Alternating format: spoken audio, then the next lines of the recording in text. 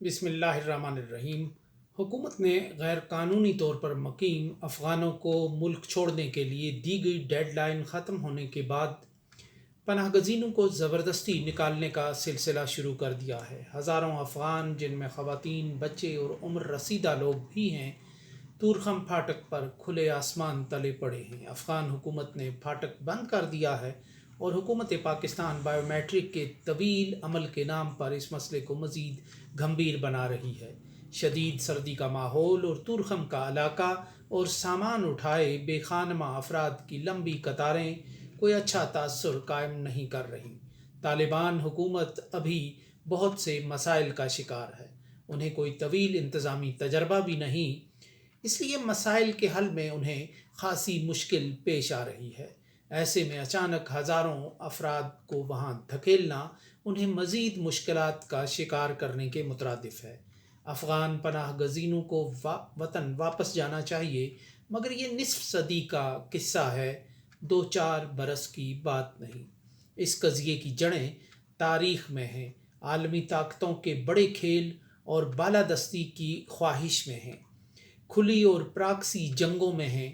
پاکستان کے حکمران طبقات نے بھی اس وسائل کی گنگا جمنا میں جم کر غوطے لگائے ہیں۔ افغانوں نے پاکستان میں آ کر بھیک مانگنے کی بجائے محنت کو ترجیح دی۔ افغانوں کے بڑوں اور بچوں نے ہر وہ کام کیا جو عام پاکستانی کرنے سے کتراتا اور جھجکتا ہے۔ وہ پاکستانیوں کا کچرا چن کر ان کی گلیوں کو صاف کرتے رہے، وہ تھڑوں پر بیٹھ کر ان کے جوتے پالش کر کے عزت کے ساتھ ان کے آگے رکھتے رہے، وہ بھنی ہوئی اور ابلی ہوئی چھلیوں کے ذائقے سے انہیں آشنا کرتے رہے، ہمارے پلازوں اور مکانوں کی بنیادیں کھودتے رہے، سستی چیزیں کندھوں پر اٹھا کر گلی محلوں میں گھوم کر سہولیات عوام کی دہلیز پر پہنچاتے رہے۔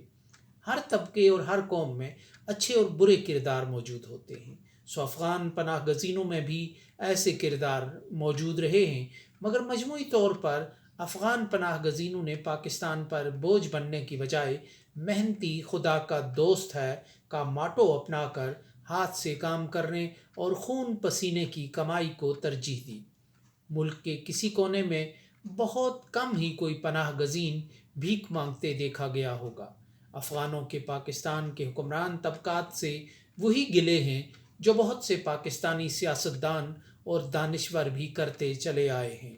افغانوں کو یہ گلہ ہے کہ پاکستان کے حکمران طبقات نے 2 بار ان کے ملک کو ڈالروں کے بدلے جنگوں میں جھونکنے میں اہم کردار ادا کیا۔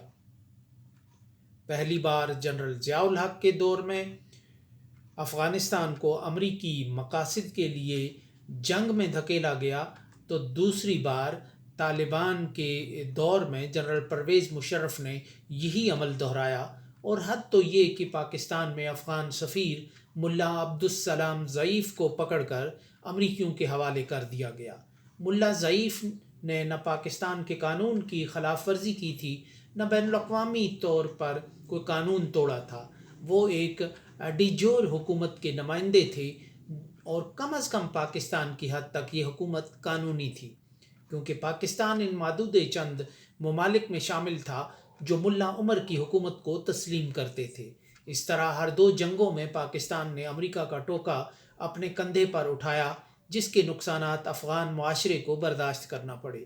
جب تک سوویت یونین برقرار رہا، یہ بات خان عبد الولی خان اور بائیں بازو کے تمام دانشور کرتے رہے، مگر سوویت یونین کے انہدام کے بعد اس پوری لابی کو امریکہ نے گود لے لیا، اور جب دوسری بار طالبان کے دور میں پاکستان نے امریکہ کا ساتھ دیا، تو سوویت یونین کے زمانے کے دوست تو امریکہ کو پیارے ہو گئے تھے، مگر ایک نیا طبقہ افغانستان میں امریکہ کا ساتھ دینے پر جنرل پرویز مشرف کی پالیسی کی مخالفت کرتا رہا۔ قاضی حسین احمد، مولانا سمیع الحق اور جنرل حمید گل جیسے لوگ، اور خود عمران خان ان لوگوں میں شامل تھے کہ جو اس افغان پالیسی کی مخالفت اعلانیہ کر رہے تھے۔ اب جب سے طالبان کابل میں برسر اقتدار آئے ہیں، امریکہ کو یہ منظرنامہ ایک آنکھ نہیں بھایا۔ وہ چاہتے ہیں کہ پاکستان اور افغانستان کے درمیان کشیدگی یوں ہی بڑھتی چلی جائے۔ وہ پاکستان پر دباؤ ڈلوا کر کابل اور اسلام آباد کے تعلقات میں کشیدگی چاہتے ہیں۔ یہ منظر کسی طور پر پاکستان کے حق میں نہیں۔ افغانوں کو غیر حکیمانہ انداز میں واپس دھکیلنا دونوں ملکوں کے عوام میں رنجشوں کو بڑھانے کے سوا کوئی کام نہیں دے گا۔ جس طرح پاکستان میں امریکہ کے اسٹریٹجک ایسٹس ہیں جنہیں بوقت ضرورت وہ بائی ہک اور بائی کروک برسر اقتدار لاتا ہے، واپس پویلین میں واپس جو رنگ کے اندر لاتا ہے، اسی طرح کابل میں بھی امریکہ کے لاڈلے ہیں جو اس وقت منظر سے باہر ہیں۔ ان کی خواہش اور کوشش تو یہی ہوگی کہ طالبان کا یہ جو سسٹم ہے یہ فیل ہو جائے اور باہر سے پھر ان کے فاتحانہ انداز میں ان کے پیارے اور لاڈلے واپس آ کر کابل پر اقتدار پر براجمان ہوں۔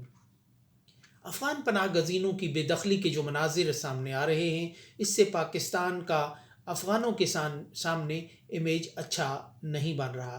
چھوٹے چھوٹے اسکول کے بچوں کو اسکول سے نکالنے جیسے اقدامات قطعی غیر ضروری ہیں، اور اس طرح کی جو مناظر ہیں وہ دونوں ملکوں کے درمیان کوئی ایک نئی کشیدگی کی، نفرت کی ایک تاریخ رقم کر رہے ہیں۔ گو کہ یہ پاکستان کا حق ہے کہ وہ اپنے قانون بنائے اور قانون پر عمل درآمد کے لیے جو بھی اقدام سمجھتا ہے ضروری اس پر عمل کرے۔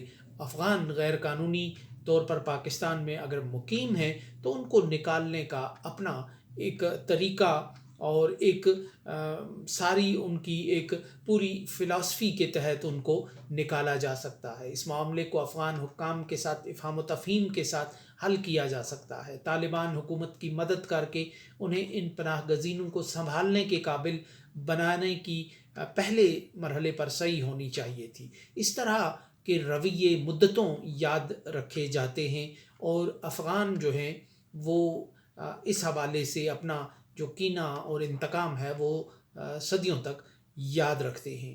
تو ایسے جو مناظر افغان پناہ گزینوں کی بے دخلی کے دوران سامنے آئے ہیں، یہ پاکستان اور افغانستان کے مستقبل کے تعلقات میں ایک کے نیچے ایک ڈیٹونیٹر کی حیثیت رکھتے ہیں، اور اب جو افغان طالبان حکمران ہیں ان کا لب و لہجہ بھی خاصا تلخ ہوتا جا رہا ہے کہ ان کے لیے یہ ایک ہیوملیشن کی بات ہے، ایک امبیرسمنٹ کی بات ہے کہ پاکستان جسے کل تک افغانوں کا ہمدرد اور مددگار کہا جاتا تھا، اور وہ طالبان جو کل تک پاکستان کا اسٹریٹجک ایسٹ کابل میں کہلاتے تھے، آج ان کے وزیر اعظم ملا حسن اخوند جو ہے وہ بہت سخت لب و لہجے میں پاکستان کو متنبہ کرتے ہیں کہ وہ افغانوں کو بے دخل کرتا ہے تو کرتا رہے، لیکن وہ ان کی عزت نفس کا خیال رکھے، وہ ان کے کاروبار کو تباہ نہ کرے،